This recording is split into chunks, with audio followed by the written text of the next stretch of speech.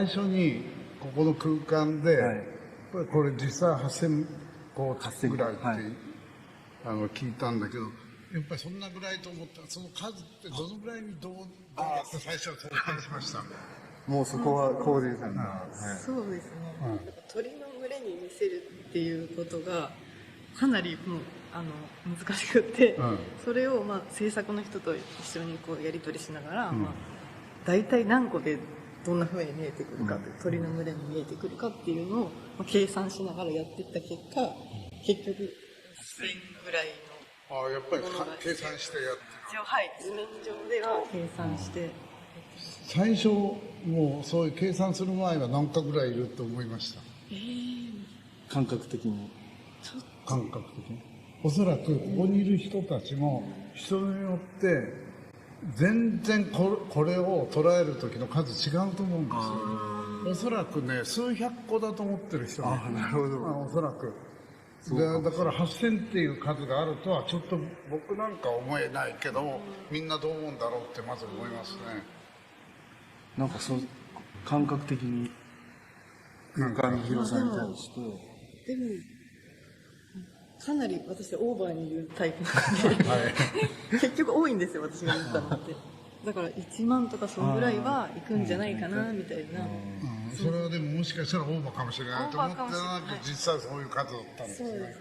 でもムクドリってそう面白いかもしれないけど、そんなにたくさんいると怖くない？憤慨はすごいし、夕暮れのうるささってまた大変でしょ？そうですね。初めて見た時は、自分たちがめちゃくちゃ落ち込んでる時に見たんですよね。そうするとなんか救われたっていうか、こうなんか許されてる感じがしたんですよね。なんかそれはなんか一匹一匹は生活するのに必死で餌食べたりとか、必死で生きてるのにそういうことを忘れてるように感じたから、その時はなんか怖いっていうよりね、なんかすごい癒されるというか、許されてるんだなっていう感じです。なんかカラスも同じように群れを組む、大量のカラスが群れを組むことがあって、でその夕方カラスの群れを見るちょうど前にゴミ箱でおっちゃんとおばちゃんにいっぱいカラスが追いかけ回されてるとこを見かけたんですよね。で、カラスも生きていくの大変だなとか思ったんですけど、その夕方にみんなでカラスが飛んでたんで、なんかカラスってなんか泣きながらってるのかなとか思って、その生きていくのに結構大変だけど、一回もう全部忘れようじゃないですけど、なんか存在してることを忘れるような瞬間なのかなみたいな。次の質問ですが、まだなんか僕らが見てないもんで、今こういうこと考えてるとか、こういうことやりたいなと思ってるようなこといくつかあったら聞きたいな。まだすっごい漠然としてるんですけど、なんかちょっと急に言うんですけど、土の中がなんか最近ちょっと気になって。土の中？はい。土の中って、なんか何も作らなくてもパンパンに物質が埋まってるんで、なんか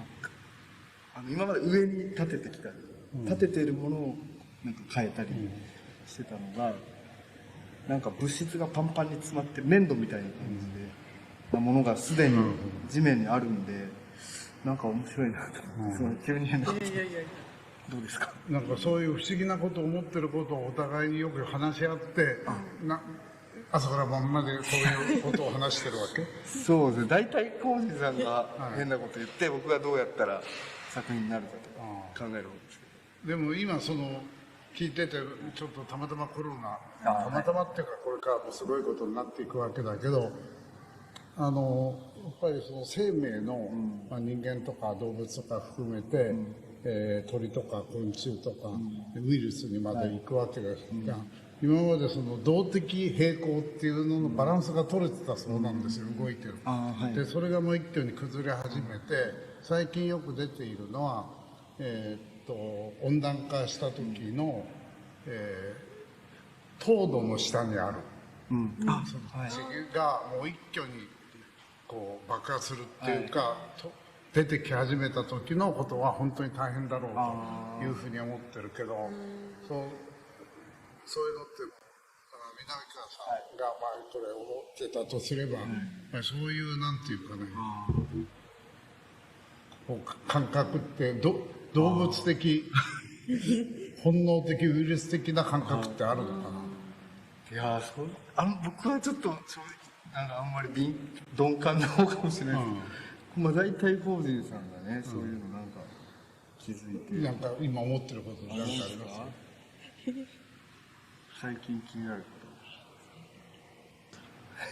とちょっと緊張してそう緊張するのかな。でもまあなんか面白いことをやりたいという時はぜひ何か声かけてくださればいいとずっと思っているので、それは本当に楽しみですね。でまあこういうことを僕は20いくつの頃に、よくいろいろなこと引っ越しとかしたりして、そういうゴミ捨ての仕事してた